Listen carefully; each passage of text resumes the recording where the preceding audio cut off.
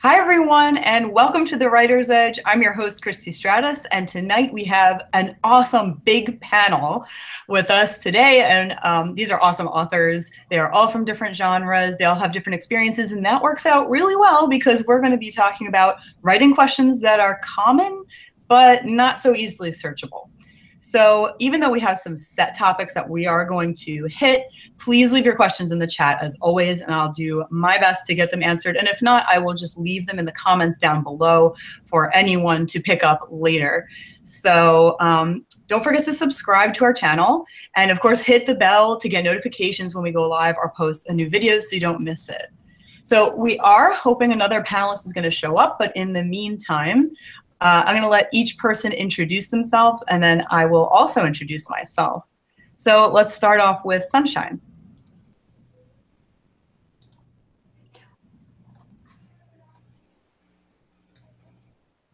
Oh, you're muted. I don't know why my button's not working. We can hear you. It says I'm muted, but hi. I'm Sunshine Somerville. I'm the author of the Coda series and A Fairly Fairy Tale, and I just started working on a new trilogy, and so I am overly swamped with writing like crazy right now, so this is probably going to answer some of my own questions. Yeah, I do feel like we always get to learn a little bit from each other, which is fantastic. So next will be Mike.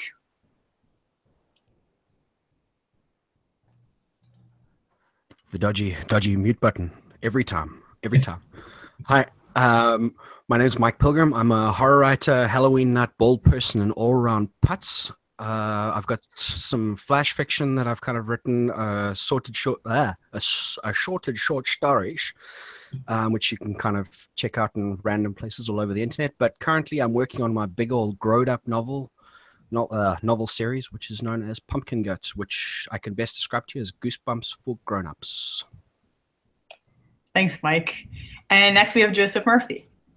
okay, we'll see if my mic works. I'm Joseph Murphy. I'm the author of the Activation series, the Sword of Cassandra series. That's epic fantasy and urban fantasy. And I also have written the series called the Mike Dooley, don't know my own books, the Clive Dooley thrillers, which is a dark kind of paranormal thriller series. And that's it. All right, thanks, Joseph. And next we have Joshua.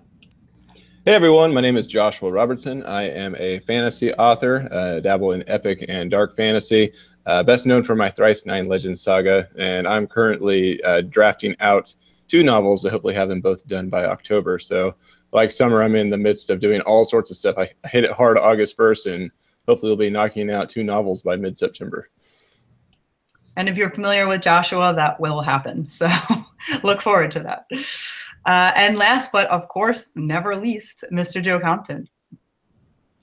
Hello, everybody. I'm Joe Compton. I'm the author of the crime thriller Amongst the Killing and owner and operator of Going Now. Thanks.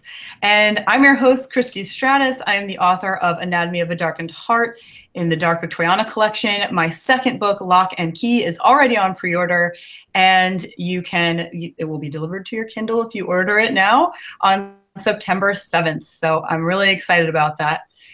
So now that we've all introduced ourselves, let's get right into it. We already have a couple of questions in the chat, but let's just quickly start with one of the questions we already have, and then I will definitely get to the chat next. So my first question to the panel is, how do you start a story that needs a lot of explanation, e.g. fantasy, or there's a lot leading up to the point where you really want to start? This is a question that I found very difficult to find online. There are just so many ways that you can phrase it. So what kind of advice do we have out there from you guys? I can tackle this one first from a fantasy perspective. I don't write the omniscient books. I write from a third-person limited, which I think gives me a little bit of a room to be able to tackle this issue pretty well. And honestly, what it is that you start from the character's perspective. I mean, everything that you see here, whatever, is what they know, what they feel. And it's always best to start small in your novel, and then you work your way outward and expand the world with the reader through the experience of the character, instead of just trying to throw all that information in right at the beginning and overwhelm the reader with stuff they're not even going to remember by the time they get to chapter 3. Yeah, I 150% agree. I think one of the worst mistakes you can make, especially in fantasy, you have people like I'm a massive world builder, and I get the urge to throw a lot of information at people, but that's telling, and like, you know, the whole show don't tell. If you really have to get that out of your system, what I'd say is just get it all down, and then just take those chapters, cut them out, put them aside, and then get back to the character. Yeah, from a science fantasy series standpoint, I have that same problem with world building. It's hard to know how much to sprinkle in. So I do very much the same thing of just write everything out that I know that I'm going to want to use. And then, like, sometimes if you have someone walking around looking at a city, you can pop stuff in then, rather than, again, putting it all up front. I think it's better to make it be presentable through the eyes of your character, like Josh was saying. Yeah, I definitely agree with that. And, you know, from someone who isn't writing from a fantasy perspective, what I do is I had an interesting challenge with Lock and Key, and this particular thing did come up for me. So I wanted to start at a certain point that I knew would be the most interesting or the most exciting, where the story really gets started. And there is some character building that has to go on before that. And there's a little bit you need to know about Mr. Locke. And so it was just too tedious to try to do all that as part of the story when it's really not part of the story. So what I ended up doing was actually making a sort of list towards the beginning, which is a bit different. But the idea was to show who, you know, this character is choosing to work with. And that's what I didn't want to waste time on, because it could, like I said, be pretty tedious. So what I literally did, I'll just show you real quick, is, I hope you can see that, it's just like a list of the different qualities of these different people and who he did and who he didn't hire. And in that way, you sort of see, like everyone else was saying, from the character's perspective, but it's also like a little bit different. So that is one way that I went about it this time. Oh, that's a fantastic idea. That's very smart. Thanks. I cheated. I used dream sequences and flashbacks in my book. That's how I gave up information. But a well-crafted flashback, like, that's really that can be really powerful. Well, I think when you're given information too, you have to remember who your character is. And I know when I first started writing, that was one of my problems. I wanted to have, you know, this character seemed to be really intelligent, and so I had him tell the reader all sorts of information. But honestly, when I broke it down, the character wouldn't know that information anyway. I mean, he wasn't an architect. He wasn't, you know, an alchemist. He couldn't tell you all these different things that I wanted him to tell the reader. And I think that by giving him some limitations too, makes him more believable to the character. And then you can look at other places to bring in supporting characters to share that info. And then you have some dialogue, which makes the info dump more interesting. You can have some conflict in there and some, you know, conversations and different viewpoints and belief systems. And I think that's another way you can include it, but I'd only make it relevant to the scene as you're introducing that. I mean, every character has some sort of internal conflict they're dealing with, and you want to have that external environment reflect on the internal conflict. That's what drives the story forward. And so whatever information you're giving about the world should reflect to the character's internal conflict. A good example of this would be, I actually think I do this in one of my YouTube videos. It's probably gonna be coming out tomorrow, but let's say that you have a thief that's running around, and she's been raised by the Thieves Guild, like this rogue assassin, and she's always been taught that the thieves are her only family, the only ones who are gonna look out for her. But through the course of the story, you start seeing other people helping her without asking for anything in return.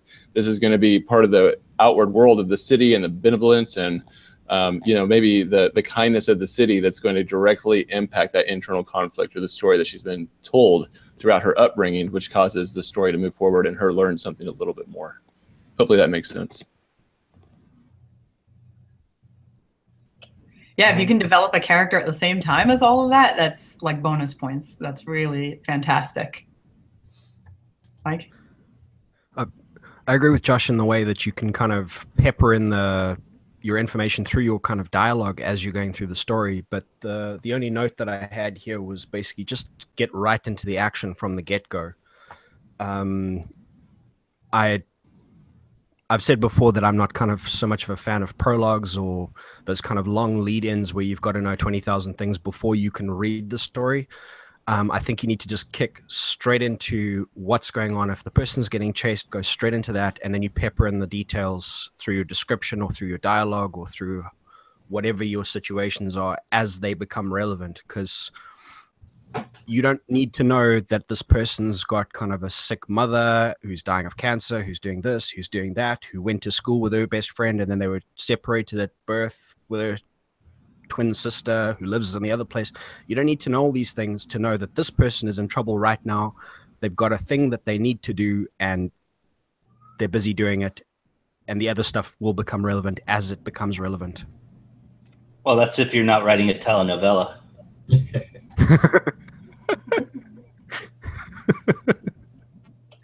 That's great advice, guys, though. That's fantastic. We have a couple of questions in the chat, so I'm going to sort of put them into the questions that we already have. So I'm going to start with something that Jino Kubo, it's kind of a comment/question.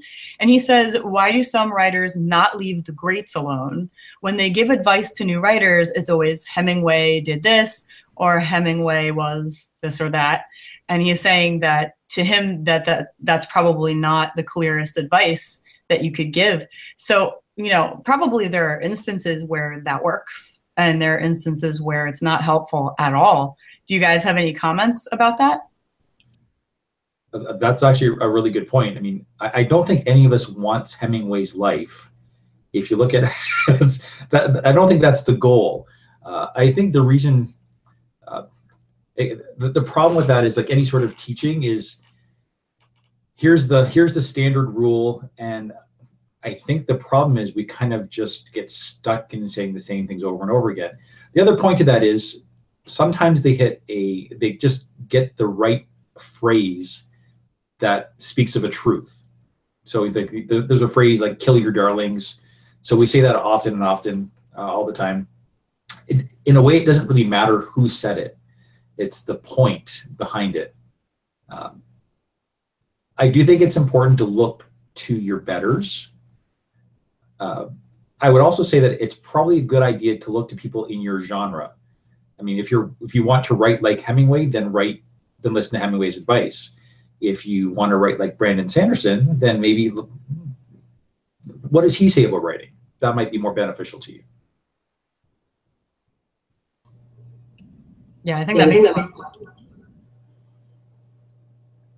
I should say, do you think there's some aspect that people give advice from famous authors because we don't want to sound pompous as kind of nobody authors? So you think that that's why people kind of deflect to the greats rather than being like, well, here's what I do. Like, I think I've encountered some people that I know that that's the angle that they're coming from because they don't think they're qualified to give advice.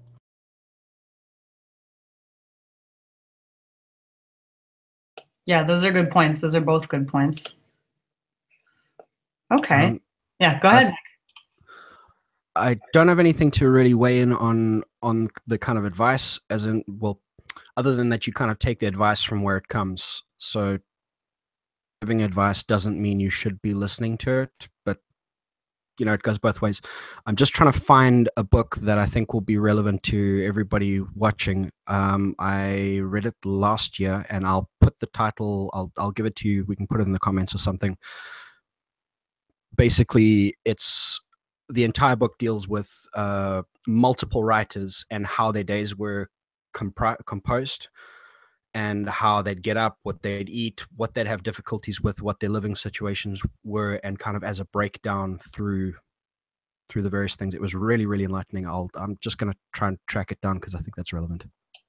Yeah, that's great. I've seen infographics based on that, but to have even more information would be great. And I definitely think that, like, when you put all that together, you can sort of get a better picture of how these writers, you know, there's also, you give advice that you don't always take. And, you know, there's just a lot of aspects to that, I think. And a lot of times you just sort of have to mix things together, whether it's, you know, I would mix some of the stuff that I read in, traditional writing stuff, but then I also listen to my indie, fellow indie authors. And I think that we all have just so much to contribute that both points, any quote I hear from either side is going to be just as valid to me.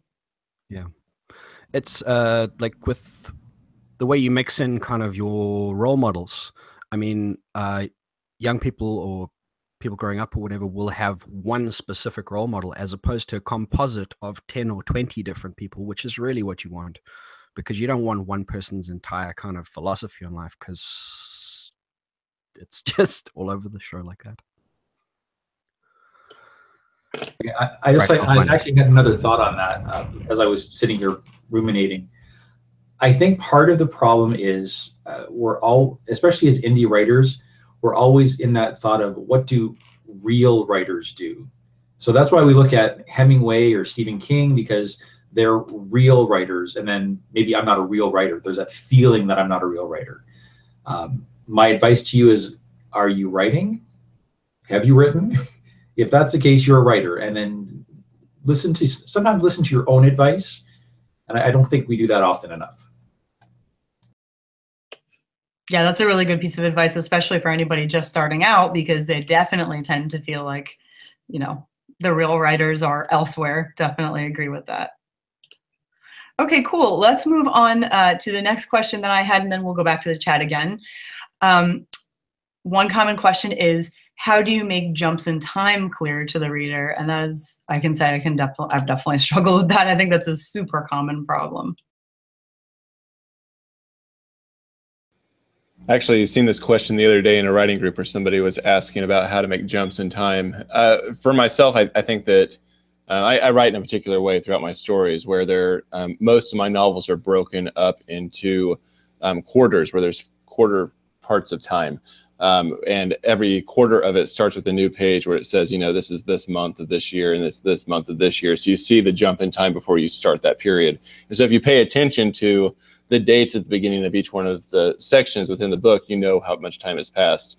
But in terms of like shorter periods of time within that, like a day or a night, I'm usually just pretty quick about it. And again, I get it from the reader's or the character's perspective, when Mike woke up the next morning, or after a couple of hours they headed this way. I'm just pretty blunt about it and try not to spend a whole lot of time trying to think about it, I guess. I found an issue with anatomy for me was when a greater period of time, I guess you could say like a week or just a couple of weeks, if that passes by and I have dates in my book, I'm always concerned that the reader isn't going to notice that the dates have really jumped ahead. Like some readers might start to ignore the dates, that are sitting there. And so it does concern me that they would say, oh, this really jumped in time. And yet like the character for me wouldn't be thinking a week has gone by necessarily. And that's where sometimes I think it can get trickier, but otherwise, yeah, I totally understand what you're saying, and it makes sense. If you can integrate it into the character, that's definitely the best way. Yeah, and of course, I think all of us probably start like a new chapter when there's a big jump like that. Like I wouldn't do it in the middle of a chapter and then be like, and then 3 weeks pass by and you're having these huge jumps throughout it. I would have some sort of major breaking point in the story. But there's nothing wrong with saying, 5 days had passed since they'd only eaten 3 times. And so now you're relating it to something physiological that's going on with the character. Or he hadn't slept in 2 days and now this is happening. And it makes it much more realistic for why the character would be recognizing that period of time that had passed. I think a well-crafted sentence with a show don't tell philosophy is something that could help too. For example, like I'm sitting at my desk and I flip over I realize I haven't flipped over my calendar, and I look over and all of a sudden it's Wednesday the 18th. How did a week go by? Something like that. Something where you're thinking as the character is going through the motions and you're designing a scene that kind of gives away the time frame. That helps a lot too. And I agree with Josh. Starting it, you never want to do it in the middle. That would just really confuse everybody, I think. So I think you want to start it at a chapter start. And it's a great point too, Joe. Even bringing that out in dialogue. If you have that one supporting character, it's like, how the hell have we been on this road for 3 days? And or I'm tired of listening to this guy for this many times. I think that's a great way too. It also builds that character development. I always love when you get those cuts, when you basically end on one thing and then you cut in and you go, "We've been sitting here for whatever." Exactly what you said, Josh. It just that you can just play it in so many different directions, and it always comes off so well. I've got no real kind of thing on this, but I figure if you've got your kind of your reader's view watching the sunrise or sunset, you're probably doing it wrong. Kind of slow motion, what do they call it? Like a Hitchcock kind of transition. Yeah, and I think the whole point of the more you can, I mean, now we've seen in 2 or 3 questions, the more you can integrate character development, the better off you are. Yeah. So welcome, Christina. Hi. Thank you. My internet wasn't working in Google Hangout, but now I'm on, so we're good. I was struggling. Okay. Sorry about that. Technology. Why don't you tell everyone who you are? Yeah. Christina, go ahead and tell everyone who you are. Yeah. You were breaking up. I am Christina Rienzi, suspense author. I write on all different genres from thriller, mainstream thriller, to science fiction to paranormal, and I'm just happy to be here. Thank you for having me. Yeah, glad you're able to make it. So, all right, let's move on to a chat question then. And this one is from JB Taylor, Tailor-Made Author Interviews. He says, have any of you faced the realization that your character is the wrong gender and that needs changing? How did you go about tackling that obstacle? That's a good one. Actually, I'm just dealing with that with the book I'm in right now, actually. Partly because I am a feminist, and I get very bothered when I read a book and there is like 3 women in the entire book, in the entire world. So I realized that I needed to get the balance a bit more. So I did actually have a character who I've actually, in my mind, I've been writing him since I was a teenager, but he's finally showing up in the current book I'm working on. And I realized that there was nothing about his character had to be male. And I realized it would be just from a balance point of view, it would be better to have a female there. It's always tricky to write someone who is, I mean, for men to write women, you want to make sure you're doing it properly. And I think, I don't know if you know much about the Bedsole test. And one of the things they tell you in this whole idea is if your character can be replaced by a lamp, then they're not a valid character. And I definitely see that in a lot of writing, especially in genre writing. So I am currently dealing with that, having to think, how does gender affect story? How does it affect voice? It makes the writing more interesting. It forces you to think, and it forces you not to be lazy. Yeah, that's a great point. I've never switched genders myself. I've switched names, but so I don't have quite the same experience, but I think that's really great advice. I'm glad that you brought up that test about the lamp, because that's a particularly helpful one. All right. So if we don't have any more input about that, then I'm going to move on to, because I think it covered it pretty well. What point of view do you generally recommend?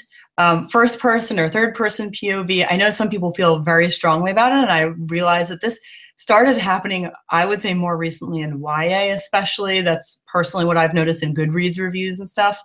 And what about if you have multiple main characters? Are there downsides to any specific point of view?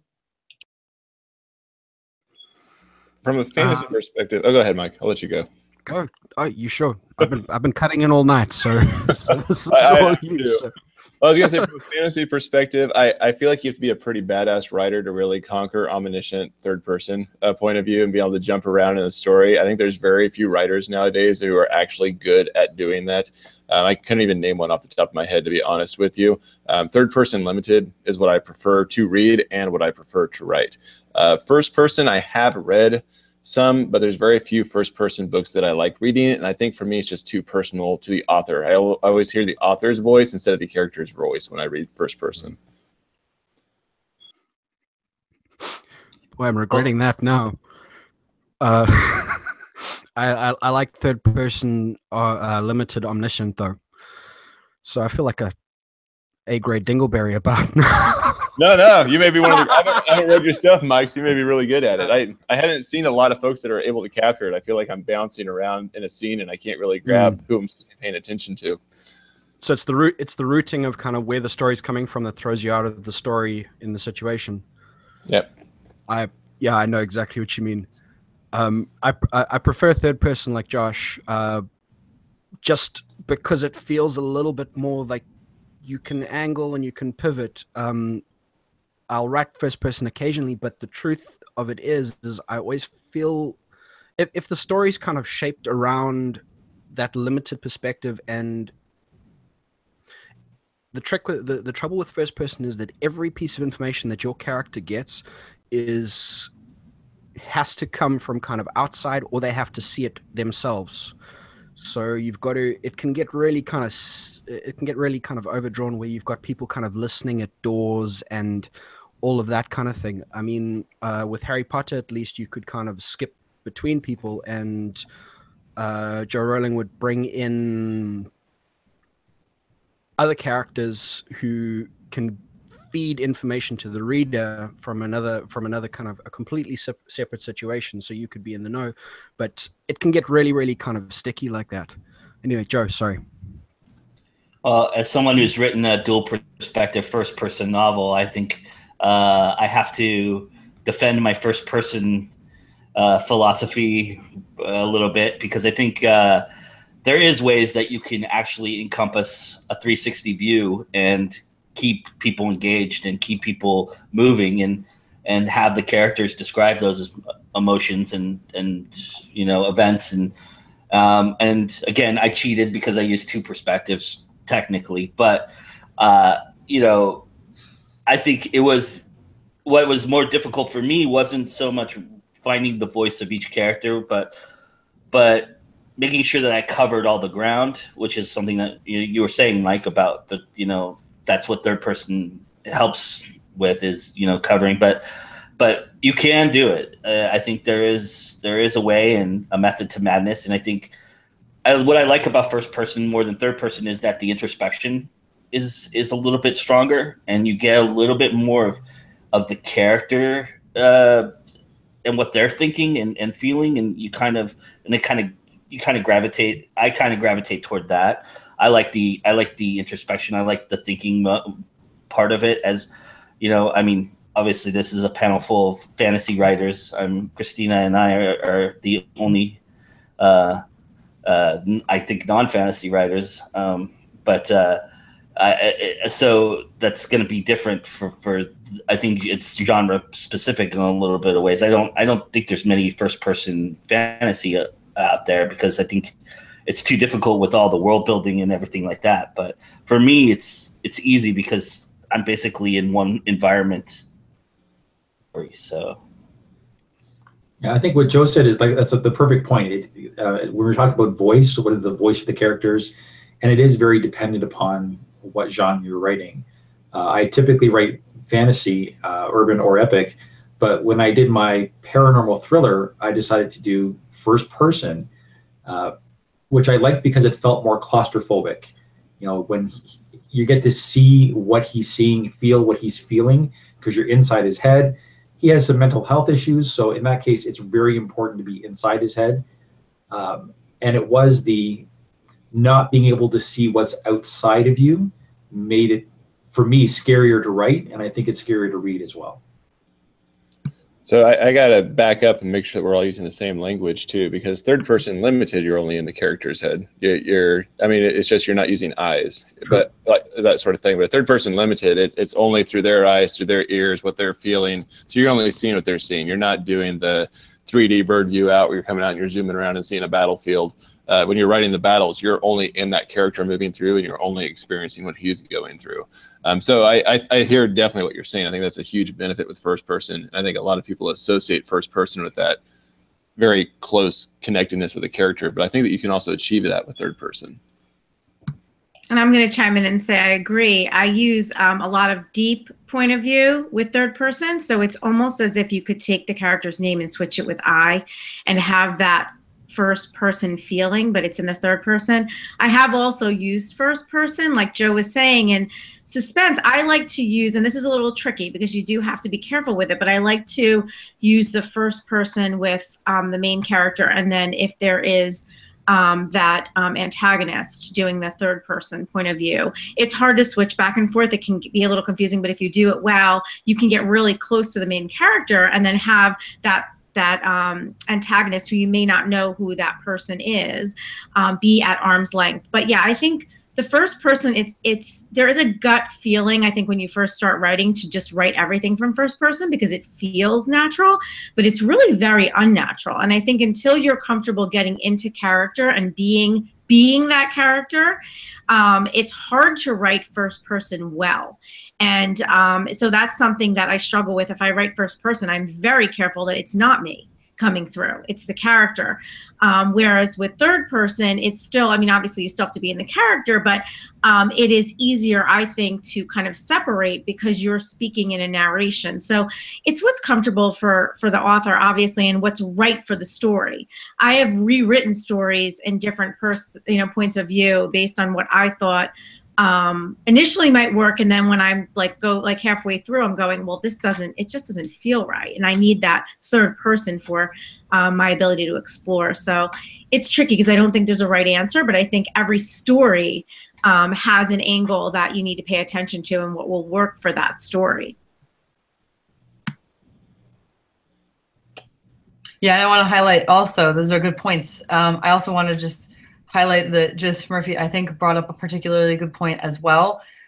Everyone has, but that if you're dealing with mental disability or mental health, the first person, yeah, it never struck me that way, but actually that makes a lot of sense because then you're really trapped in their head with them. But actually, to Christina's point, I start a lot of stories first person and then just change them to third because I just need to get into it first. So yeah, these are some really great perspectives. Just don't write second person and we're all okay. Elusive. Nothing makes more. That sounds like a challenge. I can't even imagine how hard that would be. Oh God, nothing makes my skin crawl more than a second person. I've read some stuff that's been really amazing, and it snuck up on me, and I'm trying to think what the heck it was, but it was really, really good. And it's the only time I've ever not been completely unsettled because that whole you thing, you just you're not me. Nobody tells me what I'm doing. I'm sitting here reading this book. Who the hell are you? Well, Fight Club turns into second person at some point. I didn't even notice, and that's how well folded in it was. It just yeah, with the you get on it. You board a flight, you wake up in LAX, you do this, you're making soap, you fall asleep, you wake up. Yeah, great. I just wanted to say quickly, I found the name of that book I was talking about. I'll put the link in the comments when we're off, but it's called Process, The Writing Lives of Great Authors, and it's by a lady by the name of Sarah Stodler. That's Stodola. And that was really, really worth the time in terms of just to dip in and pick up some tips on the rest.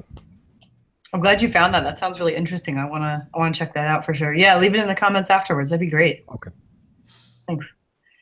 We have another question. We have a couple of questions in the chat. JD Estrada says an uncommonly common question: to write the sex scene or not to, and how to go about it. And Sunshine said, I'm wrestling with that right now. So what's going on, Sunshine? It's kind of a weird thing because I've never done urban fantasy before, certainly never anything with a romance element, but that's just kind of what developed in this story. And I definitely want the whole story to have more of an adult feel. And so part of that is language, part of that is more description of violence, and then also there is sex involved, so it's just kind of a completely new thing for me, figuring out the worst thing is just horribly cheesy sex scenes that you read, and that drives me nuts. So that's the biggest thing that I'm kind of trying to avoid, but it's a very weird and different thing when you're doing it for the first time. I could have worded that better, but you know what I mean. I think I also think that along the lines of, we were talking in the first question was about giving too much information. You could give too much information in writing a sex scene, if you can hone it to show, not tell, and all of that. I think it works better. You can incorporate it, but once you go too far, you can go too far, and it goes off the rails real quickly.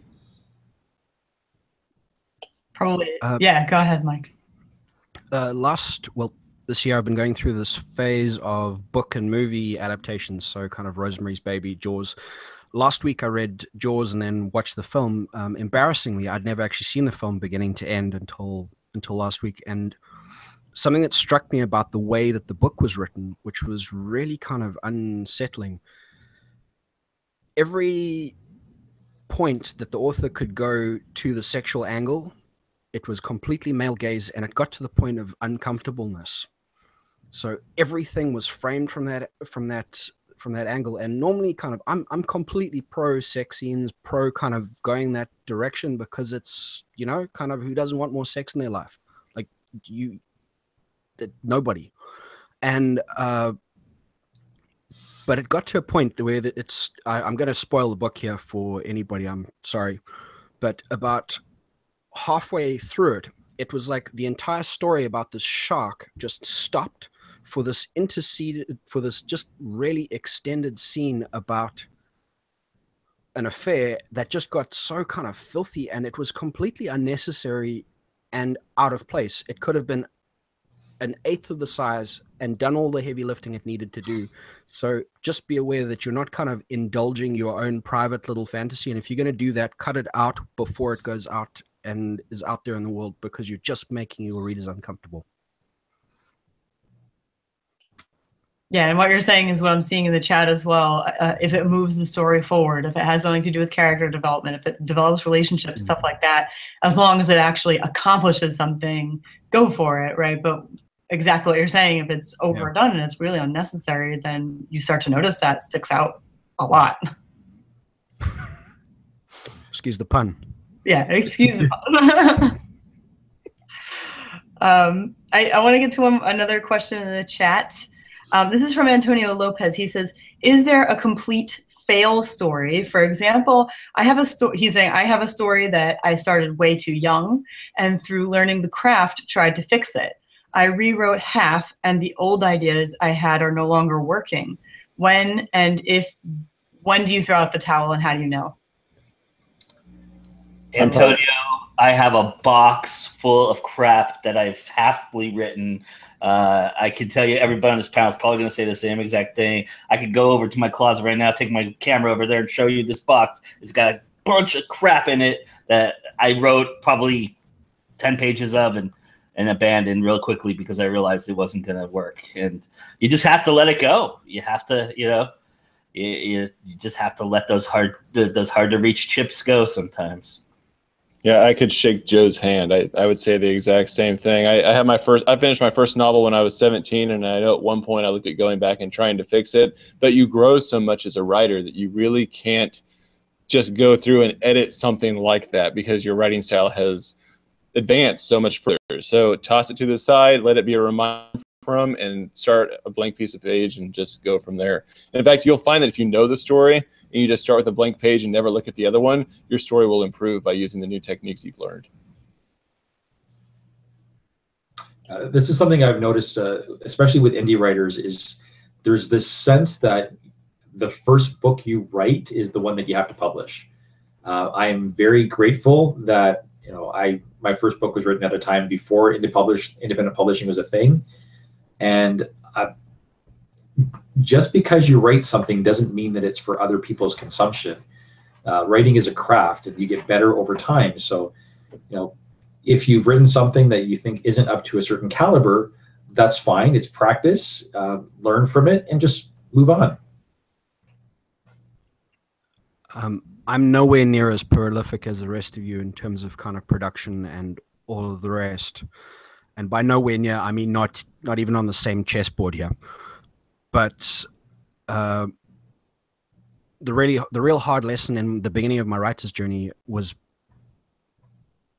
letting go. I wrote this kind of 200,000 word behemoth that I was adamant was going to be my thing, and it was my practice because I decided that I wanted to try NaNoWriMo and couldn't wait. So I started in February something, did it in a couple of months, wrote my ass off, did it shorthand to start off, and then kind of upgraded as time went on. Fast forward to much later in the year, and I sat down to edit this thing, and it took me a couple of months before I realized that I'm not up to the task of this thing. I am not advanced enough in my skills. I don't know what I'm doing, and I'm going to spend the next 25 years editing this darn thing because I do not know what I'm doing. And it was a hard disconnect to make, and it's sitting in the trunk, and I'm wanting to go back to it. Like Josh said, if you know the story and it's in the back of your mind, and you might have written it once, but in the future you can come back and you can make something really, really wonderful out of kind of the really raw material of what you originally had, and not have to do the 10,000 times the amount of work that you'd have to do. So it's not lost. You can go back to them, but don't be afraid to abandon something if it's not working. And I think that's the hard part about writing too, is being in a place where you're going through that learning curve and you're mature in the craft enough to say, it's okay that I have to delete this. I can get rid of this book, this chapter, this story, because it's not for me either now, or maybe it's not for readership ever. And sometimes it's hard to tell. I mean, we all have books sitting, I mean, I have them all on my computer sitting there like half done going, it's just not drawing me. Or maybe it was never a story. Maybe it was a situation. Maybe it was an idea, but it wasn't a true story. And I think that's the hard part. It's the painful part of writing, where you do have to get rid of words. But remember that they're never lost, because there's learning with everything you write, and it's part of the process. And I think that, like Joe was saying, and everybody else was saying, you know, it's just, you know, you put it aside and go, okay, that was part of my stepping stone to get where I am, and it's okay. It was done, but I don't have to publish everything I write. And I think in the day and age of where we can, and we can just hit publish, it's very tempting to take things, dust them off, and put them out there. And sometimes they're not worth being out there, at least not right now, or maybe never. And that's a decision that we all have to make, but we're going to have to cut things, and we're going to have to delete things. And that's part of the maturity of being a writer who is professional and says, you know, this doesn't work and it's okay. But it's tough. Real quickly, can I just jump in here? This notebook right here is an actual novel. It is 177 pages that I've written that'll never, ever, this is the only time you guys will ever see this. It's a vampire novel. I wrote Captain it. Faust. I was so mad at, I read some book from a gal named Poppy Z. Bright. I don't know if you all know who she is. Oh, yeah. But I was so mad at reading that book about the vampires that I sat down and actually wrote this. And this is, I was in 9th grade, 10th grade, I think. And yes, I still keep it because I am a sentimental idiot and who thinks maybe someday I can polish this up and make it actually have meaning, but it's garbage. It's absolute garbage. But it is here, and it's all a novel. So if you this is an actual, I mean, it's pretty finished. It's close to done. So, and it never will see the light of day. So that's how far I've gone. Yeah, I got the same. I got 120,000 words sitting in my office for my first book that'll never see daylight. And even my first book, and this is almost embarrassing, but for the first 10 years of my writing career, I rewrote the same novel from scratch 7 or 8 times. I mean, literally 800, 900,000 words that were complete garbage before I finally had to start over again and got the one out there that I published. But I would write a full novel and I'd throw it away and write the full novel and throw it away. And I had to do it over and over again. And I could look at that as being lost, but I would have never developed my craft without going through that process. It's that process of kind of doing your 10,000 hours, your apprenticeship in your writing. And every minute you spend doing it, you improve. Kudos on doing that, Josh. Seriously, like I don't know if I could. I don't know if I've got the fortitude in my soul to muscle through that. Luckily, I have a very critical brother. I'd write the full novel and I'd give it to him. He goes, "It's crap. Throw it away and start over." And I'd throw it away and start over. He did it for 8, 9, 10 years. He would tell me, "Nope, it's not good enough. Throw it away," and I'd start over again. Wow. So, yeah. And now he and I write books together. So That's really cool. That is so Antonio, don't feel bad. He's the one who asked the question. You can see that, you know, we're all growing from this stuff, and it happens to everyone. And that was an exclusive look at Go Indie Now's first book, only here. Joe, you've got the most outrageously neat handwriting there, so I can't write like that. And it's double spaced too, so it's probably even this is book one of like 3. I think there's 3 of them. I don't know if I have the other 2, but I just unearthed that a few weeks ago, so it was kind of funny that it came into this conversation. But that is dedication, sir. It is, and it is beautiful handwriting. I couldn't do that either. Okay, we have another question from the chat that actually overlaps with something I was going to ask anyway. And this is from JD Estrada. He says, does anyone validate gender perspectives with people from that gender?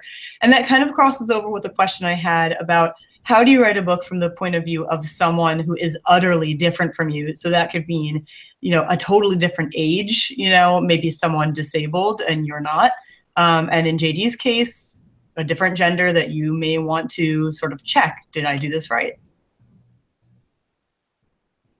Or sexual in my case, I know it would be hard for most people to believe, but my antagonist is not me, not anywhere close to me. And all I did was use a composite of people. I took a bunch of people, a bunch of characters from famous fiction or famous movies or people that are actually existing and meshed them into one and kind of took the characteristics and traits from the ones that I wanted and made sure that my guy hit that kind of point. And that's how I composited my antagonist. I've heard a shortcut where you can cast your book or cast your characters as kind of movie actors playing a specific character.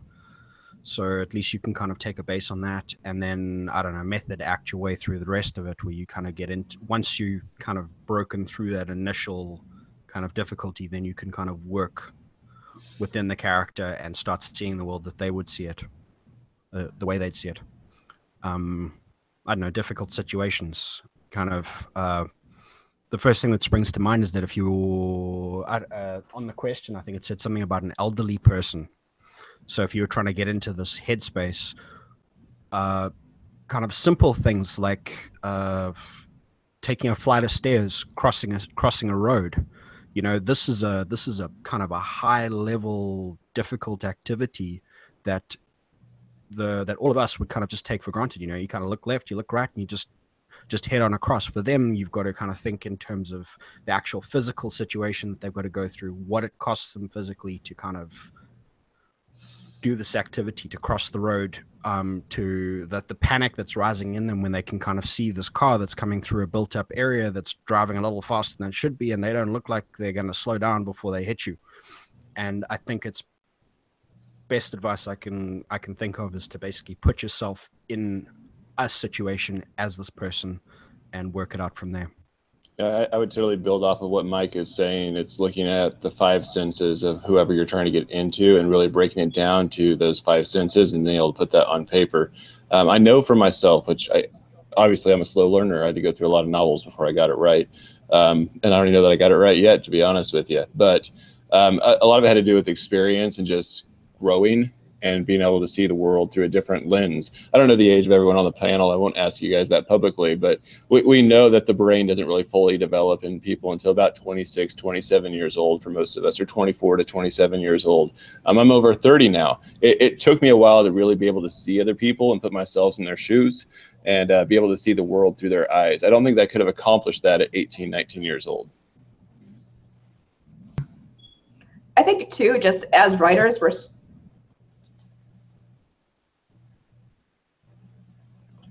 we could hear you. I think too, okay. I don't know what is going on with my buttons.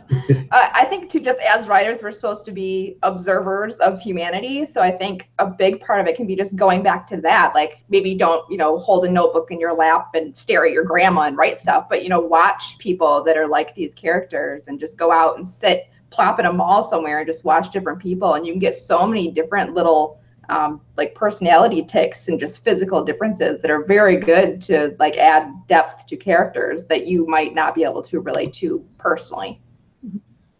That's actually something. When I took creative writing courses in university, and one of the things they forced us to do, which is a little bit stalkerish, is we actually had a journal and we'd go around and we'd have to like study people.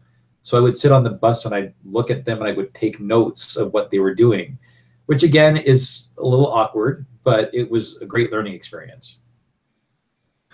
To build on that, what Joseph was just saying, a little trick if you're kind of standing out there in public. I mean, everybody's got their headphones on these days. You don't have to be listening to music. You can be quite happily sitting there kind of taking notes and nobody knows.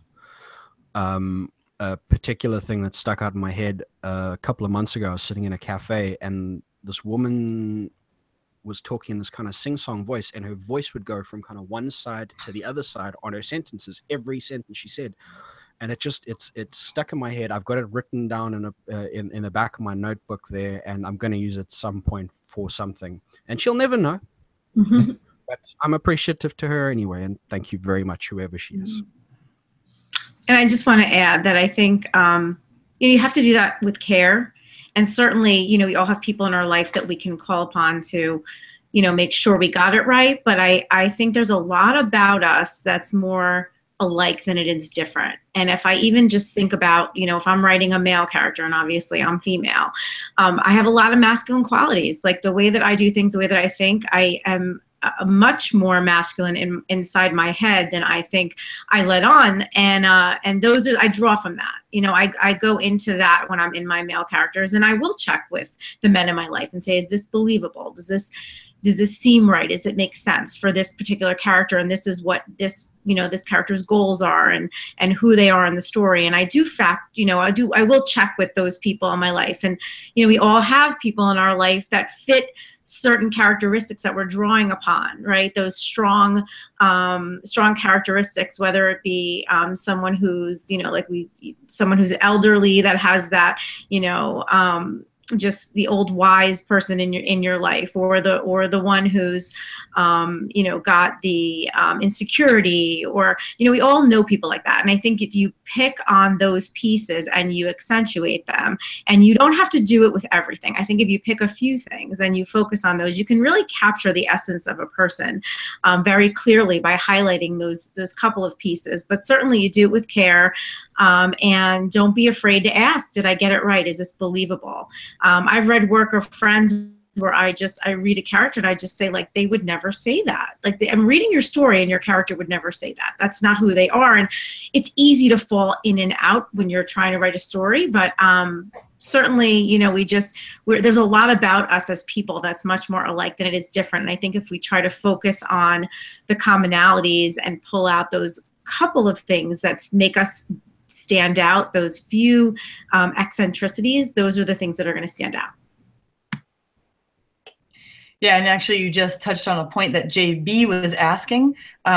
Is it a difficult task for you all to keep in your character's voice? Are you often snapping yourself back into focus? So Christina, you were just mentioning how sometimes you'll read something that's out of character and it can be difficult to sort of keep that. So do you guys have any advice on how to stay in character? I know I'm actually doing a lot of character building right now as I prep these couple of novels that I'm getting ready to work on. And something that I do is I make a list of how is this character like me and what couple of things make this character different than me. And then I just really push those differences home every time they're in a scene. And I read back through the scenes and make sure that I highlight those things, especially any negative traits that the character is really trying to work on. I try to really bring them to the front. And I think that helps me out. But I struggle with the same thing. I see characters start losing their voice. Or they start saying things that shouldn't come out of your mouth. That should actually come out of this character's mouth. And when I can't catch those, that's what beta readers are for. They're really good at catching those things for me.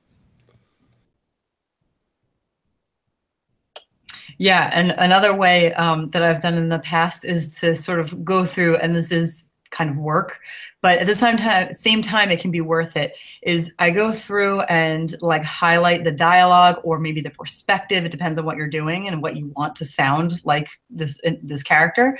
So let's say it's dialogue, I go through and I have a different color for each person, or I highlight only that person's dialogue and make sure that it's always consistent. How is she or he speaking? Does it sound like the last thing they said? Does it really sound like the same person? And that can really make a big difference, especially as you're going through. And if you do highlight them in different colors and you're reading that way, it's a little bit easier to sort of track down, okay, does this person sound different from the person highlighted in yellow? You know, like that. So again, it's a little bit higher maintenance, but it can be worth the effort. I have to say that really the thing that makes that difference for me is their motivation. I like to have all my characters a different motivation in the story, and I try to make that shine through in some way when they're talking. Even if it's not directly, you can just hear the attitude that this is their end goal. Christy, you did a video on this last year, I remember, about kind of editing to voice and highlighting different characters and things like that. Do you just go through the whole book and highlight everybody in a one-er, or do you do it kind of chapter by chapter? I would go through, well, I go through the whole book and highlight each person. See, I don't have chapters in my books, so I just highlight, you know, Abigail, for example, everything that she says, I would highlight and compare each one against the next one and see where it starts to break. But like I said, you could also do different colors. And, you know, I have like 3 characters at one point that can tend to sound too similar. So that's where I'm starting to highlight in different colors and make sure that, you know, it sort of visually cues me to make sure that they're different. So when they're in the same scene, you'll have kind of 3 different kind of highlights and you'll work on just that scene, or will you work on the book in its entirety on Abigail for a start? And yeah, then I think that's what you just said. Yeah. Yeah. That's one of the best ways to do it. If you have the time and the patience to highlight one character, go through it, see that it adds up, highlight another character. And I really only do this with main characters, and make sure it sort of all adds up and all is in sync. And then you look at the difference between characters. That can actually save you a lot of time because you've already gone through and looked at one character and made sure all their responses sort of match. And so you're less likely to run into the problem of them all sounding the same anyway. Okay. I was going to say, Joshua, you mentioned beta readers, which was another question about like where in the writing process would you want to send your novel to, like beta readers, or, you know, send out ARCs. I know most people, I think, send out ARCs. It can be like the proofreading hasn't been done, but it's pretty much finished. And beta readers are more like, what is your opinion? But like, how many times have you gone through a draft by the time you send to beta readers? I probably see beta reading a little bit differently. I don't perceive beta readers as being editors at all. So I don't expect any editing feedback to come back from them. There has been times where I've sent out a book prior to a final proofread, and I'll let them know final proofread hasn't been done. You'll see some spelling mistakes, but just give me some general feedback on the story. But by the time it's gone to a beta reader, it's been probably through at least 2 developmental edits, probably 2 to 3 copy edits, and 2 or 3 rounds of proofreading. So it's almost a final product before I send it to them. But then again, that's a lot of eyes that are seeing it before I'm sending it out there too. They also give me feedback on, you know, voice and the story and characters and that type of thing. Just to build on what Josh is saying, it's also worth mentioning that if you're taking beta readers' time and they're doing you a favor, because make no mistake about it, that's what they're doing, the very least you can do for them is have a moderately kind of clean-cut story, and just you're going to annoy more people than you're going to please, and you're going to cause yourself more problems and distract them from what you actually need them to do if your prose isn't at least a little bit clean by the time it gets to them. If you give them their first draft, you're just going to annoy everybody, and people are going to find reasons not to help you. They're giving up their time freely for you. They're doing you a big old favor. It's not kind of, time is something that people can't get back. So you need to kind of treat it that way before you hand it out to beta readers. So don't go first draft, oh, I'm just going to show this to a bunch of people, because two things are going to happen. One, you're going to be really unimpressed with what a lot of folks are going to say about what you've done, and two, you're going to change people's perception of what you are as a writer because they're looking at the most raw version of your work. I've initially, in my writing thing, I sent my sister a story to look at for me, and she says, "I'm not reading this. This isn't finished. Screw you. I'm done. Work on it. Give it back. I'll look at it after that." She's got an OCD thing. You know, even with that being said, as many rounds as you go through, though, beta readers still give amazing feedback. I mean, even with my latest release, Blood and Bile, we still made changes to the end of the book based on what beta readers' feedback was. It just wasn't clear enough for them what we were getting across, and no editors before that saw the issues with it. So it's still incredible feedback. I think too, I saw somewhere that someone said, you know, use your beta readers as if you're giving them like the screening of a movie. So, you know, it's as close to done as you possibly can get it. And then, you know, you still can get feedback. It's still very useful. You can still make changes, but that's, I guess, the best way that I've thought of it is, you know, it's fully edited as much as you think it should be. There'll still be some catches, and then you just get things that you didn't see before from other readers telling you things about the story that maybe you want to look at a little deeper and change. There's something that's actually, it's similar to beta readers, and it's, if you're lucky enough to find this, it is the best thing in the world. It's a writing group. My sister's actually in one with science fiction writers, and it's a group of, I would say, about 80 people. And what they do is they here's my first draft. What do you think of the first draft? And they make suggestions. And then here's my second draft. What do you think of this?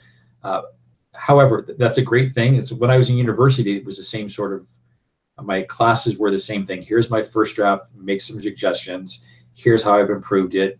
What do you, but in the real world, that's a really hard thing to find. Getting someone that's willing to sit through draft after draft after draft of your book is going to be very difficult to find. So I agree. If you're not lucky enough to find something like that, your beta readers should be given, you know, this is like my test screening of the book, like Sunshine said. Here's, I'm just going to call you Somerville. It should be, here's the test screening.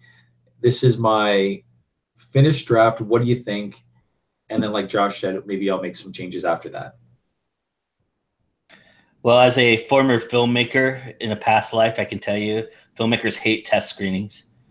They absolutely loathe them because the audience just will rip them apart, and then all the studios make their choices based on what the feedback of the audience says, and then you have to go back and re-edit everything, and it's just, it's a terrible process, to be honest. It's one of those processes that you dread as a filmmaker, but as an author, it's a little different. Yeah, and we do have a question about how many beta readers each of you has, and Josh already answered it in the chat. And Josh, can you answer it for the video, you know, afterwards, so people can see that or hear you say it? Sure, absolutely. I usually have about 15 to 20 beta readers per novel. I build up a group on Facebook for my ARC team, and I think I have about 45 folks in there right now. I'm trying to build it up to 80, so I have more of a pool to pull from. But I just invite people from my newsletter to come and join that group and on Facebook. And whenever I have a book coming out, about 4 weeks before release or so, 4 to 6 weeks, I'll give it out there and see who's available to read it. Generally, I get about 33% of them available to read it in the time period. That's amazing. That's really great. And it's kind of inspires me a little more, because I always think of it as like maybe 1 to 3 people in my head. You know, that's how I think of it. So just the fact that you're able to pull that together and the way that you go about it. I always say about you, Josh, you're very exact and you know exactly what you're doing. And yeah, you do trial and error, but you really gather information and you know what you're doing, you know, when you do it. So those kinds of, like when you say like 33%, I'm like, that's a Joshua thing to say. Like he's always going to have like the actual exact answers for you. I appreciate that. There's authors that I know that can pull 80 beta readers on their book releases, and I'm like, God, there's this place I want to get to, and I haven't got there yet. So I appreciate the positive feedback, because it doesn't feel always so positive in my world. Isn't there such thing as too many beta readers, though? I mean, too many opinions? Well, one of the great things about that is oftentimes they're leaving you a review on release day after doing it. So if you can snag 80 reviews on release day, that's beautiful. I mean, even out of the beta readers, I may get 15 to 20 of them reading it, but only 5 to 6 of them actually leaving a review after that, even after they give feedback. So it's a struggle. Okay, I'm going to ask just one more question, and then I'm going to put one extra question that we sort of answered in the comments afterwards. That one is going to be from JB. I didn't miss your question, JB, but we sort of answered it, so I'll leave it in the comments after. This question is from our own Joe Compton, and he had brought this up when we were recording for his awesome new series, The Week in Indies. So go check him out on Go Indie now. It is an awesome series, and he does a lot with it. You can learn so much just from watching it. So his question is, how can writers deal with the second book jitters, meaning like feeling that the second book has to be better than the first one, something along those lines. How do you guys deal with that? Vodka. No, it's like There's a lot of weeping and gnashing of teeth. I think that's in all seriousness, that's if you allow yourself to get caught up in that, that's where writer's block comes from. I mean, it's if you are so focused on the end product that you forget about the process. It's a great way to get the block, which I don't really believe in writer's block. I think, well, I'd say the easiest way to get through writer's block is to sit down and write, which I know is if you get stuck in your head is a hard thing to do. But if you just sit down and allow yourself to be horrible, give yourself permission to kind of suck, you're going to be surprised at how good you actually are. But if you're so focused on the fact that you have to be perfect, you'll end up with nothing. You won't produce anything ever again. Yeah, I agree with Mr. Murphy. I know my second novel in my trilogy actually was one of the most difficult ones for me to do. I put it off for 6 months because I got stuck in my head. And what I like to call it is writer's fatigue, not even writer's block, it's just writer's fatigue. You just get stuck in your own headspace. And what broke me from it was finally realizing this is another book. What is the story that I'm trying to tell? And I went back to the craft of writing. Who are my characters? What events do they need to go through? What is my theme that I'm trying to get across in this story? And when I went back to the basic elements of writing, it pulled me right out of that, and I was able to jump into my character's head and just tell the story. Josh, you just made my night. If that can happen to Joshua Robertson, then certainly it's okay that it happened to me. I had the exact same thing. For 6 months, it was so entrenched and stuck in my head. And it's because it's a sequel, it was very hard to try and duplicate what I did in the first book. And because I used little tricks and things like that in the first book, the second book I wanted to write a little bit more straightforward, and it didn't work. And it was just, it's a continuous nightmare right now. But I am finally over a hump, I think. And I've gotten to a point where I just, as you said, Joseph, just started writing. And I just wrote, and suddenly it started to flow again. And I did exactly what you said, Josh, too, was forget about the first book, forget about it, tell the story you're telling now in the second book, and that's how I've been able to pace through it a little bit. Yeah, I'd agree with that. I think there's a lot to be said for allowing yourself to get into the mindset of you're starting over. Like every book is a new book. You kind of have to go back to remembering how you started the first book. But then the benefit of a second book is you've learned, you've grown since you wrote the last thing. So kind of take that, and in that way, you can make your second one better automatically just because you're going to be a better writer. But I think you just have to look at it as a whole new thing, even if it's a sequel in a series. Like I wrote books 2, 3, and 4 kind of all at the same time, so that kind of helped avoid any jitters that way of just doing a chunk at a time. But I think you just have to let it be what it is and not try to put the first one out of your mind as much as possible, but gain from what you've learned. Yeah, and I would also say that if you have that in your mind constantly, which is pretty much what's already been said, but if you have it in your mind constantly to try to duplicate the effort or duplicate the success, I think that that's like a surefire way to fail, because it's just too intimidating. You know, how do you do that? You know, you're trying to copy yourself. You either end up too close to what you've done, or you show no improvement or difference, and people are sort of like, well, it's the same book. I'm not sure I like that, you know? And that being said, there are some genres where people want to see similar books. But I definitely think trying to duplicate the effort can hurt you a lot more than help you. All right, great. Yeah, no, go ahead. What was that, Mike? No, it's fine. I can't speak from experience because I haven't been in the second book stage yet, but to my mind, the thing that comes up is that you write with the door closed. Basically just isolate yourself and you focus on the story that you're trying to tell. Just what everybody else has said. The problem with that, Mike. The problem with that, Mike, is that my door was my head. I was so inside of my head. It was like I couldn't close that door. If I closed that door, it would have been totally disastrous. Then you need to go to the fridge and find yourself something a little hard to drink, sir. But generally, it's alcohol, right? No, generally it helps. Oh. You guys are awesome. Okay. Well, okay, this has been an awesome panel as always. So like I said, I'm going to leave JB's comment. I'm going to leave it down below. So everybody definitely check it out afterwards and try to help him out. And thank you, viewers, so much for being here. And thank you to the panelists. I would love for you each to take your turn telling us where we can find you. So let's start with Sunshine. Okay, I am, again, Sunshine Somerville. You can find me at that.com. I'm on Facebook, Twitter, Instagram, YouTube, everywhere, really. But from my website, you can find pretty much everything you would want to know. All right, great. That.com, I'm into it. I like get that right now. I know. Okay, Mike, you're next. My name is Mike Pilgrim. You can find pretty much everything to do with me at my site, which is mikepilgrim.com. That's MYKpilgrim.com. My folks were too cheap to spring for the E, so this is what I'm stuck with. I'm on Facebook, Instagram, Twitter, the works, but mostly, well, and I've got some kind of varied attempts on a YouTube channel, which kind of comes and goes as life flows. But mostly you can find me on Twitter at Mike Pilgrim. And I'm around, and come say hi.